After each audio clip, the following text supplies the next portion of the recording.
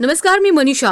आता तुमच्यासाठी एक महत्वाची बातमी. जर तुमचे 2 बँकेत खाते असतील तर 10,000 रुपये दंड तुम्हाला बसणार आहे. आरबीआयचा एक नवा नियम काय सांगतोय पाहूयात. जर तुमच्याकडे एकापेक्षा जास्त बँक खाती असतील तर तुम्हाला काळजीपूर्वक व्यवहार करावा लागणार आहे. भारतीय रिझर्व्ह बँकेनं म्हणजेच आरबीआयच्या नव्या नियमानुसार तुमच्या खात्यातून संशयास्पद व्यवहार आढळल्यास तुमच्या खात्याची तपासणी केली जाईल. तुमच्या खात्याच्या व्यवहारात अनियमितता आढळल्यास तुमचं खातं फ्रीज करण्यात येईल आणि तुम्हाला दंडही बसू शकेल.